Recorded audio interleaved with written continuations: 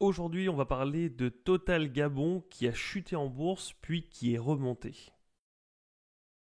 Alors, ça ne vous a peut-être pas échappé, mais Total Gabon a pris une sacrée claque en passant là de 187 et quelques à moins de 143, enfin à environ 143, parce qu'il y a eu un coup d'État au Gabon et finalement le lendemain on est remonté, donc aujourd'hui on est aux alentours de 164 et la question c'est est-ce qu'on est reparti d'un coup parce que quand il y a un mouvement, un fort mouvement baissier, on a souvent une contre-réaction, il y a des gens qui rentrent parce qu'ils avaient mis des ordres d'achat un peu en dessous, mais est-ce que ce n'était rien et le cours va remonter? Est-ce que finalement il faut profiter de cette sortie-là pour sortir maintenant, justement pas avant que ça redescende, ou est-ce que ça va latéraliser?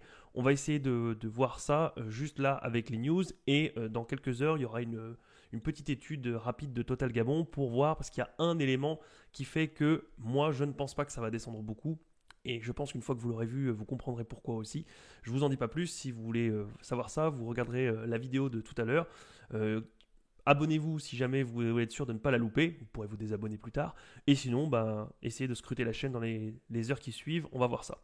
Donc, qu'est-ce qui s'est passé? Eh bien, il y a eu donc il y a eu une chute alors de deux-trois entreprises parce qu'il y a eu un coup d'État militaire.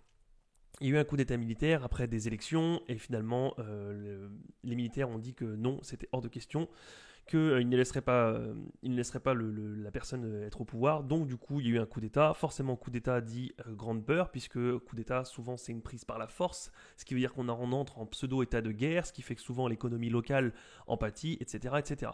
Donc on a quelques personnes, enfin quelques entreprises qui ont subi. Donc on a Total Gabon, Eramet et un autre. Je ne sais plus lequel c'est. Moi, je suis sur Total Gabon. Je scrute un peu la valeur, donc c'est pour ça que je suis un peu au courant.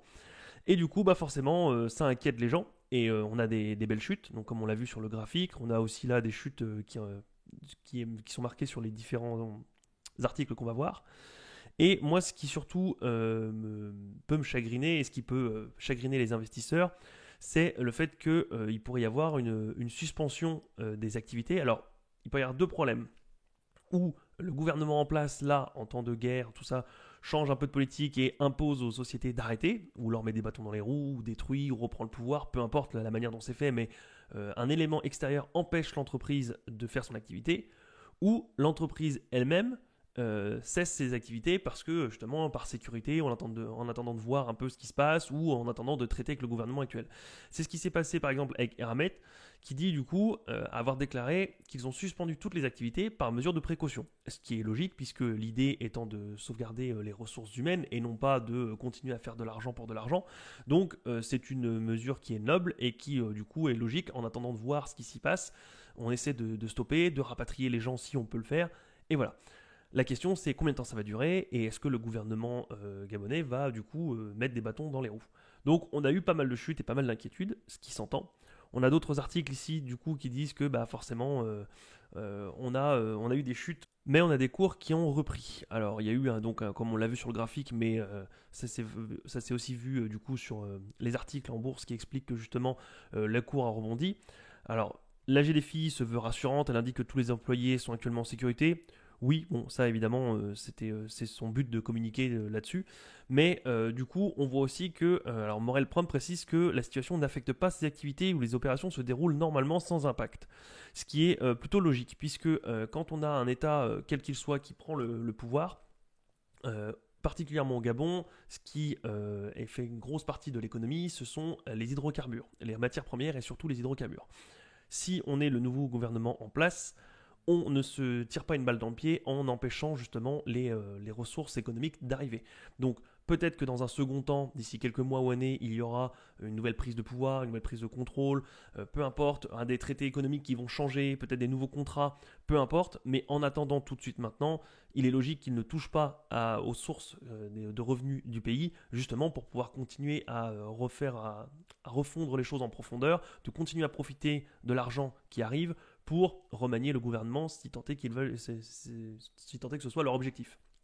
Donc, on a quelque chose qui fait que, pour l'instant, bah, c'est un peu tendu. Effectivement, et si vous avez une trop grosse position, c'est peut-être le moment de la réduire un petit peu. Mais pour moi, ce n'est pas le moment de couper. Surtout que, bah, comme je le disais, on va voir dans la vidéo tout à l'heure, dans la prochaine vidéo, que il y a un élément qui me fait que je veux conserver ma position, surtout au prix auquel je suis rentré. Je veux conserver ma position et vous verrez pourquoi. Donc on en est au moment où on ne sait pas trop, ça n'affecte pas les activités, mais c'est un peu tendu, donc qu'est-ce qui peut arriver?